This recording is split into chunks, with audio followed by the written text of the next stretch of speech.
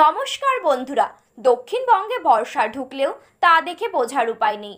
কোথাও কোথাও হালকা থেকে মাঝারি বৃষ্টি হচ্ছে দক্ষিণবঙ্গের জেলাগুলিতে, তবে তাতে তাপমাত্রার কোনো পরিবর্তন হয়নি।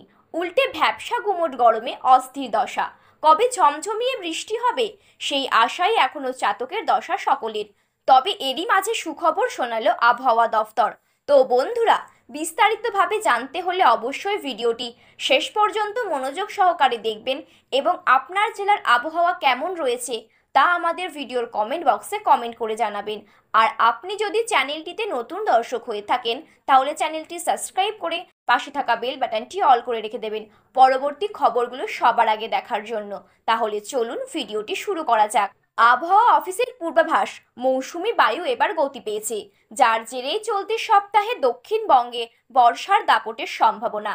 আবহাওয়া দফতরের পূর্বাভাস অনুযায়ী আজ হালকা থেকে মাঝারি বৃষ্টি হতে পারে হাওড়া, হুগলি, কলকাতা, উত্তর চব্বিশ পরগনা, দক্ষিণ চব্বিশ পরগনা, পূর্ব মেদিনীপুর, পশ্চিম মেদিনীপুর, ঝাড়গ্রাম, পুরুলিয়া, বাঁকুড়া, পূর্ব বর্ধমান, পশ্চিম বর্ধমান, বীরভূম, মুর্শিদাবাদ এবং নদিয়ায়, যদিও খুব সামান্য বৃষ্টিপাত হবে।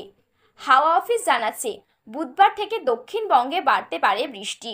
বুধবার দক্ষিণবঙ্গের সবকটি জেলাতে বজ্র বিদ্যুৎ সহ বৃষ্টির পূর্বাভাস রয়েছে।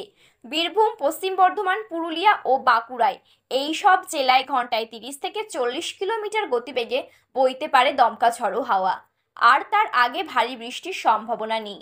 আজ বিকেলের পর দক্ষিণবঙ্গের 2 চব্বিশ পরগনা, পূর্ব মেদিনীপুর, পশ্চিম মেদিনীপুর, ঝাড়গ্রামে বজ্রপাতের সম্ভাবনা জারি হয়েছে হলুদ সতর্কতা।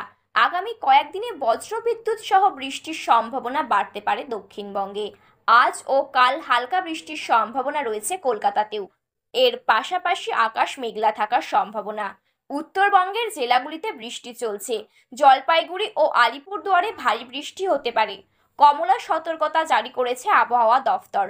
ওদিকে উত্তরের কোচবিহার, কালিম্পং, দার্জিলিং, দক্ষিণ দিনাজপুর, উত্তর দিনাজপুরে, মালদাতেও ভারী বৃষ্টির সম্ভাবনায় হলুদ সতর্কতা জারি হয়েছে।